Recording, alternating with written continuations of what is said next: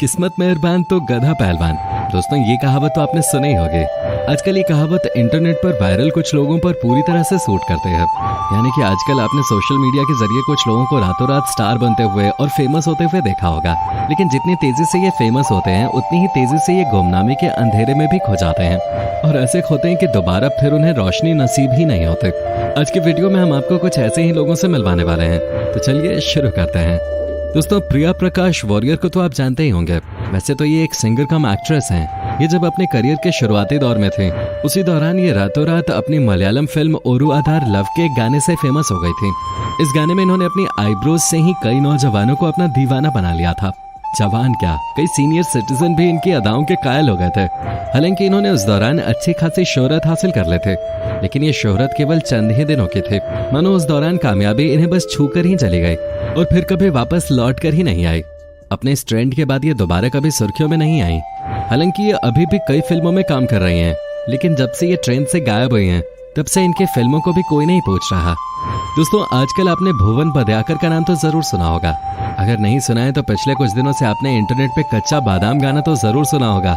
लेकिन क्या आप जानते हैं कि ये गाना जिसने गाया है उनकी क्या सच्चाई है, वो कैसे फेमस हो गए, उनके साथ फ्रॉड कैसे हो गया और वो जैसे अर्श पे गए थे वैसे ही कैसे फर्श पे आ गिरे।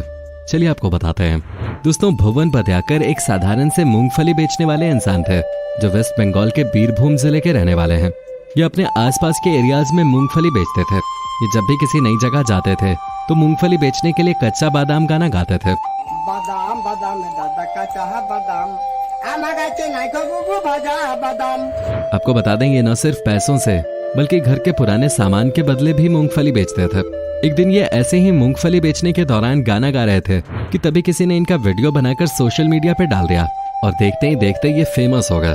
जिसके बाद किसी ने इनके गानों पे बीट्स डाले तो किसी ने इनके गाने को रिमिक्स किया तो कई खूबसूरत लड़कियों ने इनके गाने पर ठुमके लगा दिए। फिर क्या था, हो गया इनका गाना वायरल। देश तो देश, विदेशों में भी इनके गाने को सुनकर कई विदेशी सुंदरियां अपने आप को नहीं रोक पाई। लेकिन दोस्तों सच्चाई यही खत्म नहीं होते। जब इनका गाना फेमस हुआ तो कुछ लोगों ने इनके साथ गाना बनाने के लिए कॉन्ट्रैक्ट साइन किया और कहा कि हम आपके साथ गाना बनाएंगे, जो भी उससे कमाई होगी उसका 40% आपको देंगे और 60% हम रखेंगे। उन्होंने गाना भी बनाया, गाने को अलग अलग भाषाओं में डब भी किया, गाना चला भी और इस पर मिलियन व्यूज भी आ गए। मेकर्स ने करोड़ों भी कमा लिए, लेकिन बेचारे भुवन बद्याकर को फूटी कौड़ी नहीं मिले। जिसके बाद ये अपनी शिकायत लेकर पुलिस स्टेशन भी गए और कहा कि लोग मेरे गाने का गलत इस्तेमाल कर रहे हैं, वो नहीं मुझे क्रेडिट दे रहे हैं और नहीं अभी तक मुझे मेरे हिस्से के पैसे मिले हैं। इन्होंने इंटरव्यू के जरिए सरकार से गुजारिश की है कि वो इन्हें कुछ फंड दे जिससे इनके रहने खाने का पक्का इंतजाम हो सके। ऐसे ही दोस्तों एक और सिंगर थी रानू मंडल, जो कुछ सालों पहले बहुत ज्यादा फेमस हुई थे। दोस्तों एक समय था जब वे वेस्ट बंगाल के लोकल रेलवे स्टेशंस पे गाना गाया करते थे और उससे अपना गुजर बसर किया करते थे। जिसके मन में आता वो इन्हें कभी 1-2 रुपए दे देता, कभी कुछ खाने के लिए दे देता।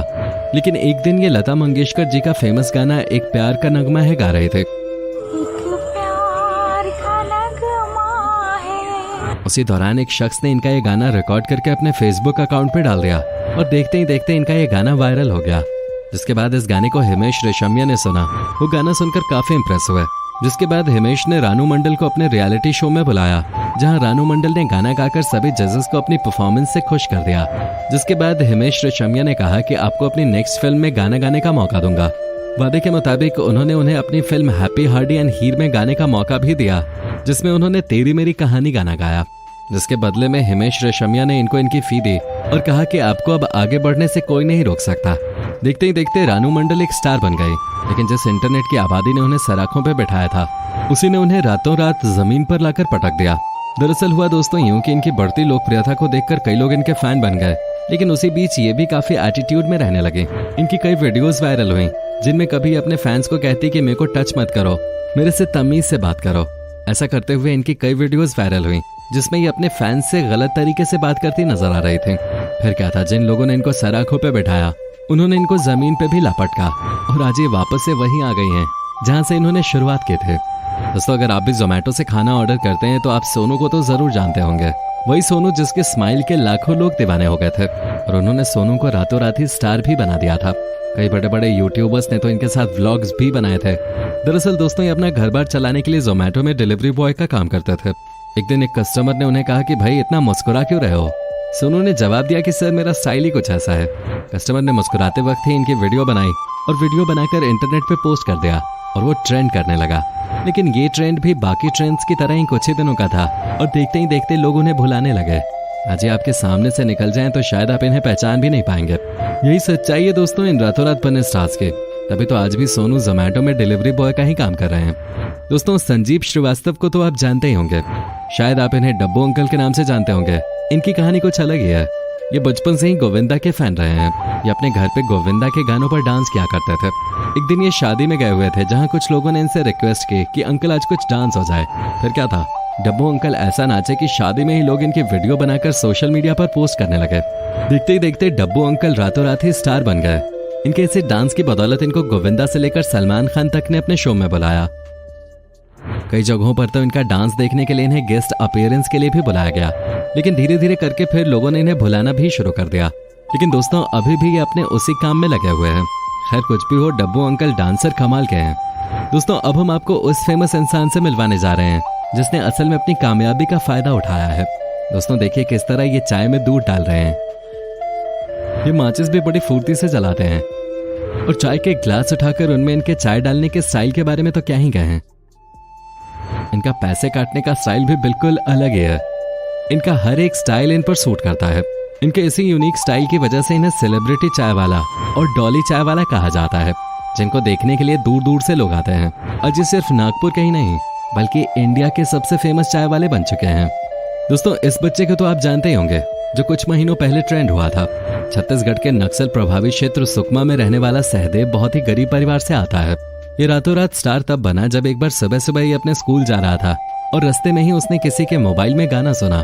स्कूल पहुंचकर अपनी क्लास में वो इसी गाने को गुनगुनाने लगा। उसके टीचर को उसका ये गाना काफी पसंद आया, जिसके बाद उन्होंने सहदेव की वीडियो बनाकर इंटरनेट पे पोस्ट कर दी। देखते ही देखते लोगों को इनका गाना पसंद आ गया। सहदेव की ये वीडियो सिंगर बादशाह के पास भी पहुंची, जिसके बाद बादशाह ने सहदेव के साथ इस गाने को एक अलग ढंग से बनाने का फैसला किया, जिसके बाद इस गाने को दोबारा से बनाया गया और इस बार तो ये गाना लोगों को पहले से भी ज्यादा पसंद आया। इससे सहदेव रातों रात स्टार तो बन गया, लेकिन आज भी वो अपने उसी छोटे घर में रह रहा है।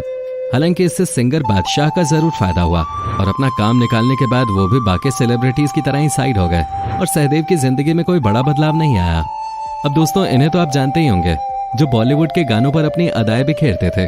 करीब 1.5 साल पहले हर कोई इन दोनों लड़कियों की खूबसूरत अदाओं का दीवाना था। इनके फेमस होने के पीछे टिकटॉक का हाथ था। दरअसल इन्होंने बहुत हार्ड गाने पे लिप सिंकिंग की, जिसके बाद ये रातों रात स्टार बन गए। इनका नाम गरिमा चौरसिया और रगिस विनी है। लेकिन दोस्तों जब से टिकटॉक बैन हुआ है तब से ये दोनों मानो कहीं गुमनाम ही हो गई हैं। दोस्तों ढिंचैक पूजा को तो आप जानते ही होंगे, शायद आपने भी इनका नाम कभी न कभी तो सुना ही होगा। ये अपने अजीबोगरीब गानों की वजह से फेमस हुए थे। ये इतनी फेमस हुई कि इन्हें बिग बॉस सीजन 11 में बतौर कंटेस्टेंट भी बुलाया गया था। लेकिन दोस्तों इनके साथ भी वही हुआ जो हर उस कलाकार के साथ होता है जो एक रात में स्टार बनता है। हालांकि इन्होंने फिर से दोबारा गाने बना के लोगों को लुभाने की कोशिश भी की, लेकिन इस बार लोगों ने इन्हें पसंद नहीं किया। शायद आपने भी इनका लास्ट गाना कब देखा होगा, आपको भी नहीं पता होगा। दोस्तों इन रातों रात बने स्टार्स की कहानी शराब की तरह होती है, जो रात को चढ़ते हैं और सुबह उतर जाते हैं। तो दोस्तों आज के लिए सिर्फ इतना ही। जानकारी पसंद आई हो तो वीडियो को लाइक करके अपने दोस्तों के साथ जरूर शेयर करें और ऐसी ही और वीडियोस के लिए इस चैनल को सब्सक्राइब करके बेल नोटिफिकेशन को भी जरूर ऑन कर लें।